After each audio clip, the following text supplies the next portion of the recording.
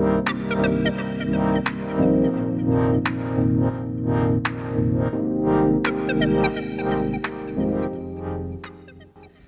welcome back, everybody. I hope that you have been enjoying Galatians, and I hope that DBS was fruitful for you guys, and it was a good kind of new direction that Paul's going in Galatians.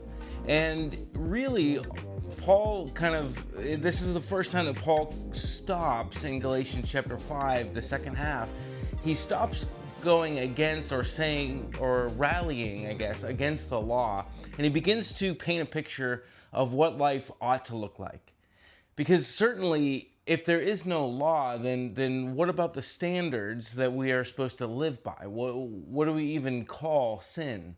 And as I've said quite a few times, the target has changed. The target used to be to follow the rules, and now the target is to be like Jesus. And because of the amazing work that Christ did on the cross and because of his resurrection, we actually get a chance by the power of the Spirit to actually become more and more like Christ. We are turning into his very image with ever increasing glory, is what Paul says in 1 Corinthians. And so here we see a picture of what Paul's going to say, this is how you ought to live. And he talks about living by the Spirit's power.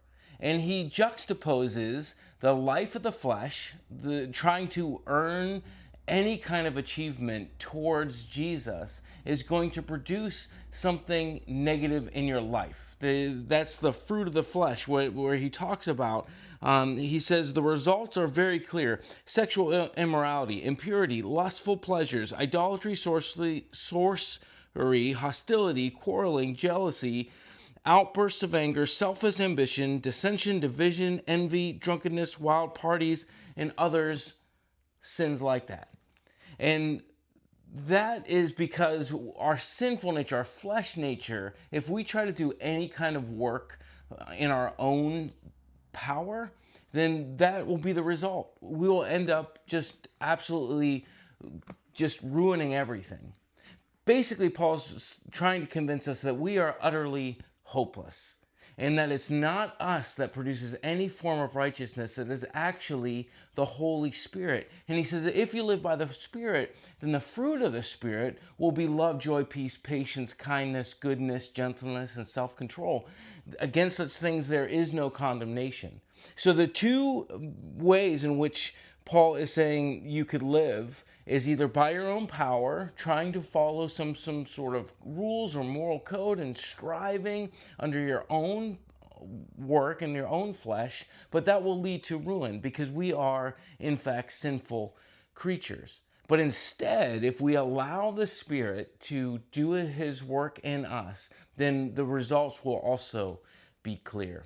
Now, the job that we have to do is to really let that just sink down into our soul, to realize that we can't achieve anything, that we can't do any of this without the power of the Spirit, because that will produce in us the right way of thinking and the right way of acting, because we will be hopelessly devoted to Jesus, but reliant on Jesus. If we realize that it's not us but him, then we will want to be with him, we will want to be next to him, and the job that we have to do is to put ourselves in positions to be transformed by him. That's what happens when we spend some time in the Word. We want to see what Jesus said. We want to allow the Holy Spirit to speak through the living, breathing Word of Jesus. When we spend time in prayer, we're asking for the presence of God to be in our lives so that we can be changed. We ask, what are you trying to say to me? And then you're saying, well, what should I do about it? When God reveals something in your life, we respond because we love him. And if we learn to take what all this is that Paul is saying, that we are totally reliant on the Spirit if we want to live by the Spirit, then that will produce a difference in us. And that will also change the way we look at the rest of the world, at maybe brand new believers that don't know exactly all the character of Jesus. and we will learn to help each other and to spur each other on. And as we will talk about on Sunday, there is a process for when believers get out or get further and further away from Jesus, how we restore them, how we bring them back. But for this week, Paul really just hammered home and probably almost locked into place what he's been trying to say all along, is that the fruit of your flesh is not going to do anything but harm you and harm the world around you.